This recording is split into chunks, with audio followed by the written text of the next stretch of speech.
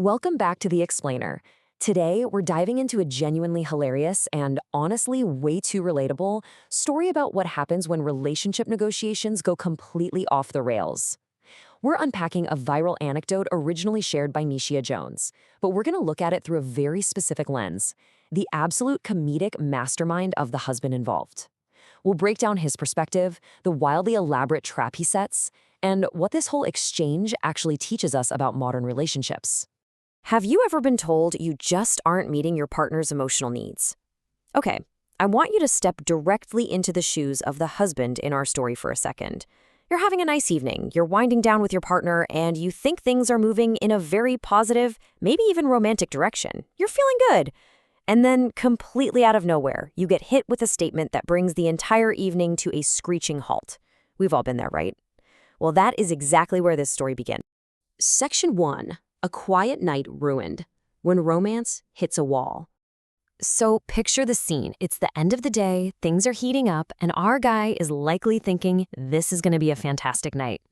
But then, abruptly, his wife pivots. She looks right at him and drops this line. "I don't really feel like it tonight. I just want you to hold me." Boom, wall hit. From the husband's perspective, he is sitting there entirely bewildered.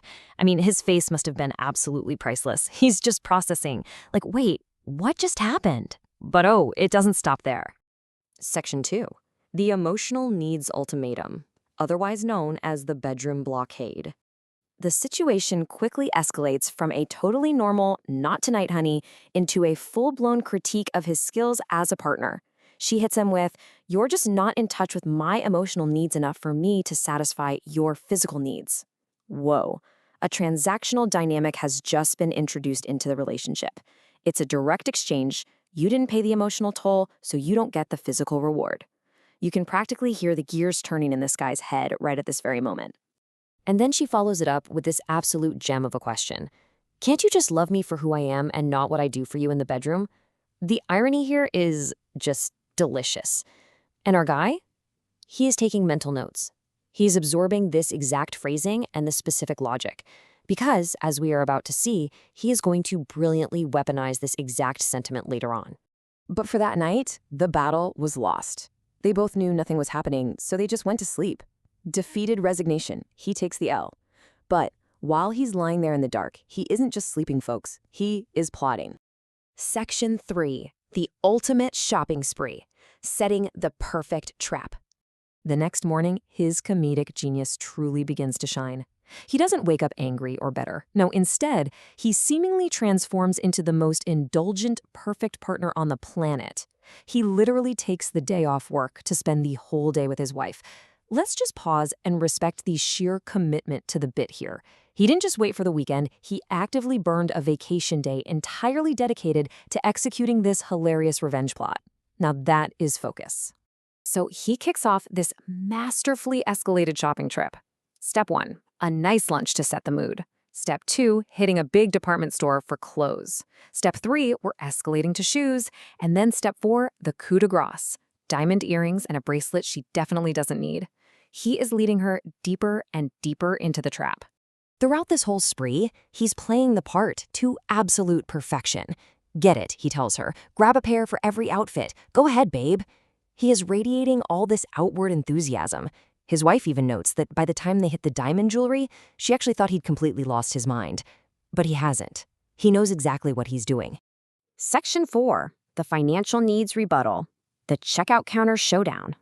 All right, the tension is building. The cart is full. The wife is thrilled with her new mountain of clothes, shoes, and diamonds.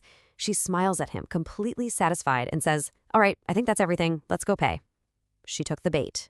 Hook, line, and sinker. The trap is sprung.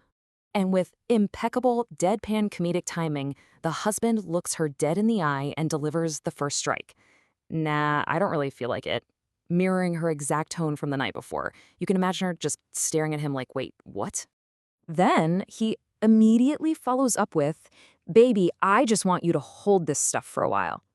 Oh my gosh, the absolute genius of throwing the word hold back at her in a completely different, wildly inappropriate context for a checkout line. It's just brilliant. And here comes the massive punchline. He hits her with the ultimate tit-for-tat logic. You're just not in touch with my financial needs enough for me to satisfy your shopping needs. He took the exact blueprint of her emotional ultimatum and flawlessly reconstructed it into a financial one. It's a masterpiece of marital negotiation. And right before she can completely lose her mind, he drops the mic. Why can't you just love me for who I am and not for the things I buy you? Checkmate. He completely flipped her previous night's logic, closing the trap with undeniable precision. Which leads to her hilarious realization, apparently, I'm not having sex tonight. Look, the husband undoubtedly won the battle of wits at the jewelry counter, even if it cost him the physical war for a second night in a row. Honestly, sometimes landing the perfect joke is worth the sacrifice. Section 5. Lessons for real relationships. What we can learn from the laughs. Now, as hilarious as that story is, and it really is pure comic relief, there's a genuine lesson here. By putting the emotional needs exception and the financial needs exception side by side, this prank perfectly highlights the absurdity of both. When we use transactional logic, I'll only do X if you do Y, it completely breaks down real connection. Intimacy shouldn't be a bargaining chip, and neither should finances. So the key takeaways here are pretty straightforward. First, communicate your needs clearly. If you just want to be held, say that, without making it a punishment for perceived emotional failures. Second, avoid transactional affection. Relationships are not vending machines, where emotional coins equal physical or financial payouts. And third, remember to laugh together. The very fact that they shared this story shows they can appreciate the humor in their own ridiculous standoffs.